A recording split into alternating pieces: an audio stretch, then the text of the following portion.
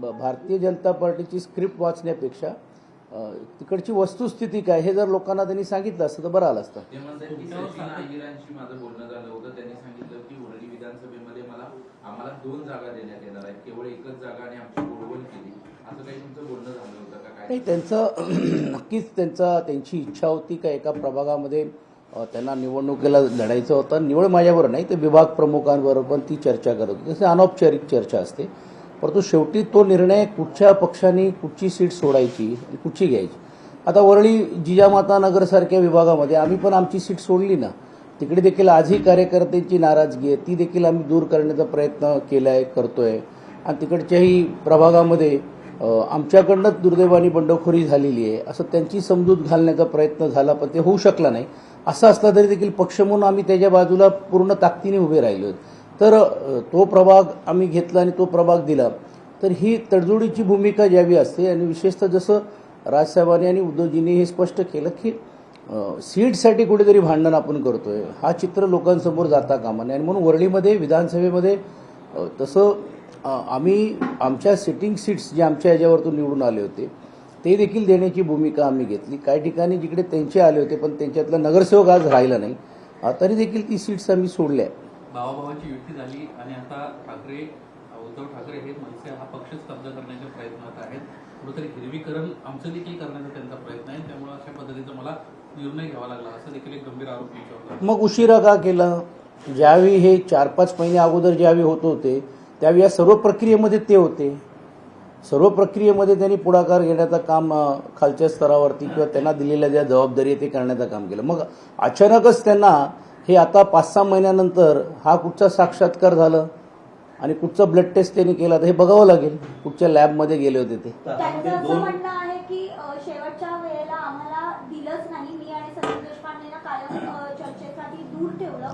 त्याचं कारण वरतूनच आम्हाला सांगण्यात आलं होतं की आम्हाला दोघांना दूर ठेवायचं, म्हणजे संदीप देशपांडे आणि दोन ठाकरेंमध्ये तह झाला. 2 ठाकरे ज्यावेळेस एकत्र येणार होते त्यावेळेस 2 किल्ले सरेंडर केले होते राज ठाकरेंना. त्याच्यामध्ये संतोष डोरे आणि संदीप देशपांडे यांचा समावेश होतो. आमच्या दोघांना बाजूला ठेवायचं तर आपली आघाडीची चर्चा पुढे जाईल, अशा पद्धतीचा तो तह होता. असं कुठच्याही प्रकारचा कोणी कुठच्या पक्षातल्या कुठच्या नेत्यांना आणायचं आहे हा कधीही चर्चा झालेली नाही आहे. तुम्ही बघा आमच्याकडनं पण किती लोक होते. म्हणजे आता आमच्यासारखी लोक असतील, आमच्या प्रभागामध्ये असतील, स्वतः आदित्यजी असतील किंवा राऊतसाहेब असतील, आमच्याकडनं अनिल परबजी आणि वरुण सरदेसाई हे 2च व्यक्ती चर्चेला गेलेत. आणि अंतिम चर्चा जे काय झाली ते नेत्यांमध्ये झाली आहे. आणि आम्हाला जिकडे जिकडे जे काही गोष्टी बोलायचं असेल ते आम्ही आमच्या नेत्यांशी चर्चा करूनच केलेली. तर अर्थात त्यांच्या वतीने पण देखील 2 ज्येष्ठ नेते बाळा नांदगावकरजी आणि नितीन सरदेसाई हे प्रतिनिधी होते. आता त्यांना त्यांची भूमिका काय मांडायची असेल तर त्यांच्याकडे मांडू शकले असते, पण आता चर्चेमध्येच सर्वांना बोलून घ्यायचं हा तो त्या पक्षाचा निर्णय आहे. आणि मला असं वाटत नाही अशातली काही भूमिका त्यांच्या पक्षात पण घेतली गेलेली आहे. त्यांनाही विश्वासात काही गोष्टीवरती घेतले गेले असतील.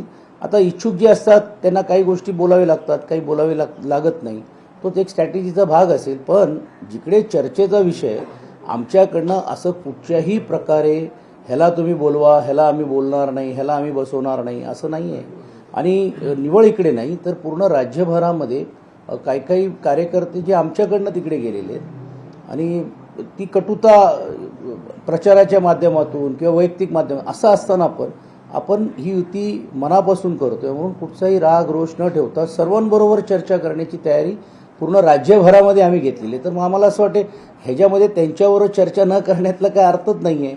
ज्यावेळी तुम्ही बघितलं असेल डोममध्ये कार्यक्रम झालं किंवा वेगवेगळे कार्यक्रम झालं तर संतोष दुरी असतील, संदीप देशपांडे असतील, आम्ही सर्व जे लोक आहोत किंवा खालचे आमचे सर्व जे कार्यकर्ते नेते आहेत सर्वांनी खांद्याला खांदा लावून ते कार्यक्रम यशस्वी केलेले आहेत.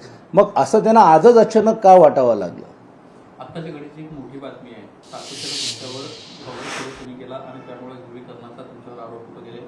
3-3.5 वर्ष झालं हे सुरू आहे. आता भाजपच्या बाबतीतली एक महत्वाची बाब समोर आली आहे. अंबरनाथमध्ये भाजपनं काँग्रेससोबत तर अकोटमध्ये थेट भाजपनं MIM सोबतच युती केली. काय झालंय की भारतीय जनता पार्टीची दुपट्टी भूमिका ही यावरून स्पष्ट होते. सत्ता काबीज करण्यासाठी पाहिजे त्या गोष्टी करायला त्यांची मनस्थिती आणि मानसिकता आहे. आणि हे जे आमच्यावरती आरोप करतायत आता कुठे अमित साटम, त्यांनी सांगावं ना की याबाबत त्यांची भूमिका काय. मग ते बोलतील की मला काय विचारू नका, मला फक्त मुंबईपुरताच विचारा. म्हणजे ज्या प्रकारे त्यांच्याच मित्रपक्षांची अत्यवस्था पुण्यामध्ये, पिंपरी चिंचवडमध्ये, आता थोडे तुम्हाला आता जसं तुम्ही त्याचा उल्लेख केला, कल्याण असेल, डोंबिवली असेल, या परिसरामध्ये करण्याचं काम करतायत. म्हणजे ज्या लोकशाही मराठी ऐका, पहा, जागरूक रहा.